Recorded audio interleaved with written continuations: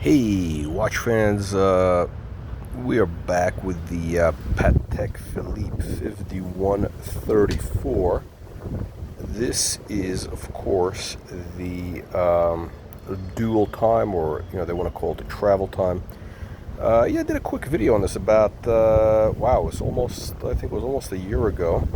I just had the strap put on. Was it a year ago? Yeah, almost. Um, yeah, this is not obviously not the Patek strap. This is a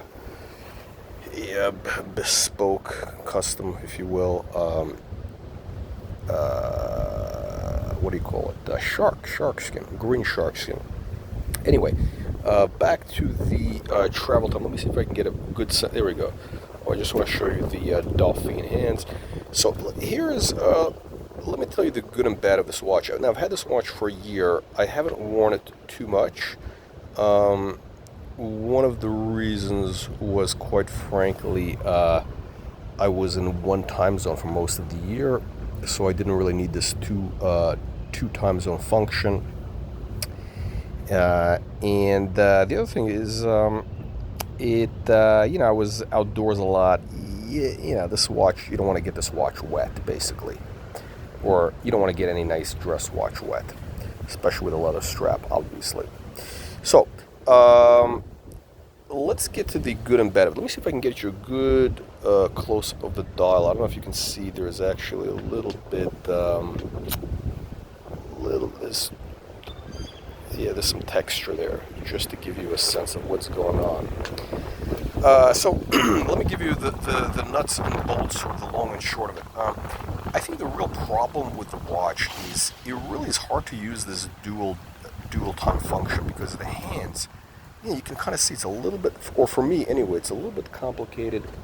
Where you have your your main zone, that's the hand that's in black. At the top you see right there, that's the your main time zone. And the other hand is obviously the local time, where you are now.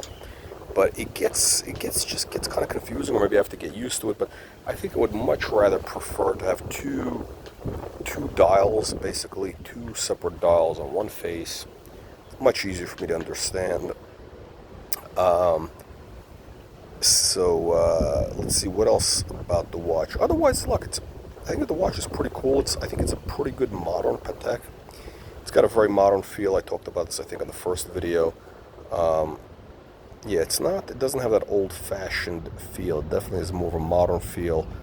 But I don't know, the dual time, it just doesn't quite work for me. The prices, okay, let's talk about the market of the watch. I think I got it for around 20 grand roughly. And it actually does need a little bit of it needs a bit of a service. So it's really going to cost me 21 grand, probably all in, maybe 21.5 really, if I go to Patek service, which I probably will. I was going to do that last year. I didn't get around to it. Hopefully I'll get around to it this year. Again, I haven't been wearing the watch that much. I did want to trade it in. I still want to trade it in. I do think these actually are going to be, reasonably collectible at some point, because they're just, there's just not that many travel time or dual time Pateks, right? You have the Aquanaut. I think the Aquanaut travel time that they have, and what else is there? I think there's another version, but those are all a lot more expensive. A lot more expensive.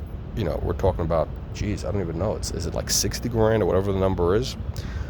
So, and this is kind of like a college travel. So it's kind of in that interesting space. I think this is a bit of a sleeper watch. I think these are sleepers, and things are going to catch up at some point.